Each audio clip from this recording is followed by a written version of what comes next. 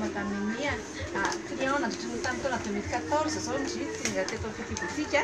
dia nandritra izay fotoana izay dia teo nitondra ny zanakanao iny na dia nataonao tao ambony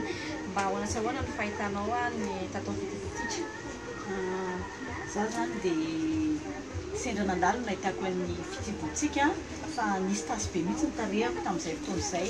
efa nanao traitement be dia be tetsy teroa zany fa tsy nahafako mihitsy ilay izy dia sendra nandalo teto amin'ny Fity Boutique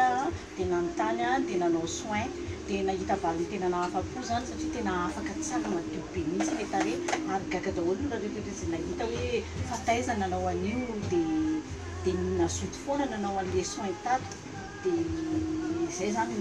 tiako ampifantarina hoe tonga hafa eto fa mahafapo ny zavatra atao ato. Ny fomba fikarakarana tarehy amin'ny Fity Boutique moa zany dia marihana fa vetivety kely asa ahoana?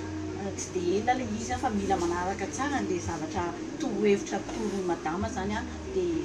vetivety ilay izy. Ohatran'izay moa zany ny soin koa ary tsy ho ela ny zanany satria ny zanany amin'izao fotoana izao dia tena fenoany be nefa fahitana anazy atao anatin'ny une semaine mahery tsika izay nikarakara anazy une semaine kely teo dia ahoana ny fahitana anazy nefa dia efa nataotra be aloha zany mijery anazy dia farana dia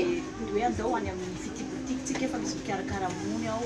dia une semaine teo zay dia efa nahita vokatra hoe efa mitanay hoe mimaina mihena ilay izy.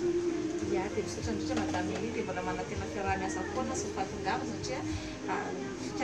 fikarakarana zany tarehy izany moa dia tsaroa fa marika ny voninahitran'Andriamanitra ary indrindra fikarakarana zany tarehy izany dia tena hoe tena haingontsika vehivavy indrindra aleo raha